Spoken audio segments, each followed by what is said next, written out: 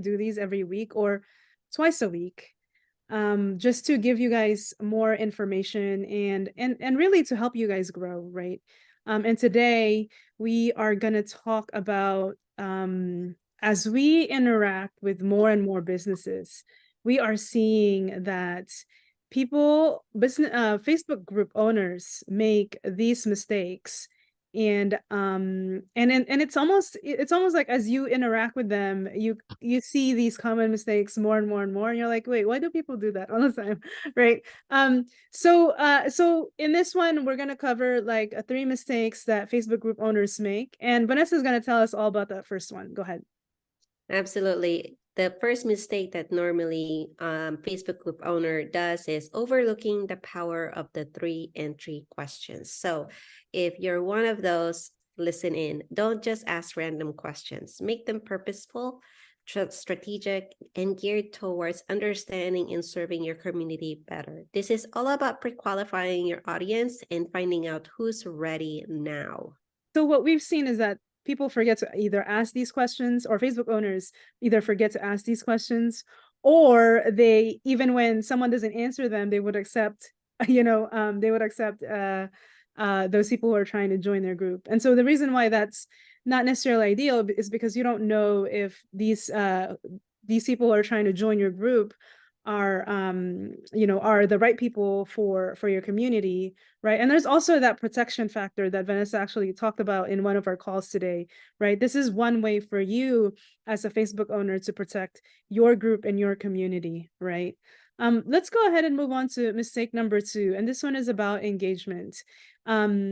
And one of the things so this actually irks me quite a bit. When a Facebook group member posts and the Facebook group owner doesn't comment or doesn't engage with the post, that happens quite a bit. And I'm very surprised on why it happens, because it seems almost, if you're the host in a party and someone come and joins your party, you always say hi, right? You always greet them, you always welcome them to your house. And I feel like when Facebook group owners, they do this, like they're almost unwelcoming to their group members. So in order to, and any type of engagement within your group is actually a boost to your group, right? And a boost to your group title. In fact, that's another mistake that most people don't think about, but we can cover that some other time. And it's really amazing to me. So when someone posts in your group, make sure you engage with them, engage in the post, so that way it creates a community feel, right, in your group, in your community. So the mistake number 3 is not automating the capture and nurture process. For most groups, one of the 3 question entries is the email address. For most groups, it stops right there. They get the email, they put it in the spreadsheet, then that's it. And using a software key can now connect Facebook group-friendly software to a CRM that allows you to automatically, Shanna created that term. And of course, most of our clients believe it as well, because it sends their audience or your audience the nurture emails after you hit that accept button in Facebook.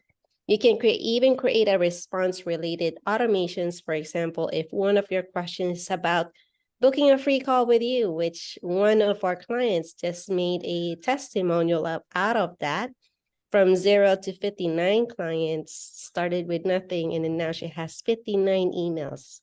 For example, for that one, they said, yes, you can send them through to another automation that's going to send your audience a link to book a call. And our client actually said it automatically sent an email and booked a call. So now imagine all of that manually for 10 people a day. You'll spend a lot of time making sure so-and-so got the schedule link, right? So now you're just going to set it up and let it go ahead and do its own. Right. And the beauty of automation too, just like what Vanessa was saying, is that once you set it up, you're not having to worry about, oh, who got what. You have time to actually engage, right? Now you have time to cover mistake number 2, so you're not going to make that mistake again, right? So that's the beauty of automation. Anyway, we want to invite you guys to our upcoming masterclass. We're still refining the details, but it's definitely in the second week of November, where we'll cover capture, nurture, and conversion, all, and how to, in your launch sequence, making sure you launch the right way, and essentially monetizing your group, right? And making your offers as strong as they are, and monetizing your group and taking advantage of automation. So we're excited for this one because we've been asked, like, when is the next time we're going to go ahead and host this? I think that, we did it last month, and a few of our people who actually paid into the VIP got something really special, and we'll go ahead and drop in the comment, or perhaps show to you of what our VIPs have done in the past and during our VIP session and right after our masterclass, and how they are doing right now. So we are really, really excited to share this with you. Make sure to watch out for that link as we are preparing for that one, and we'll see you next on our next training. All right, thanks everyone.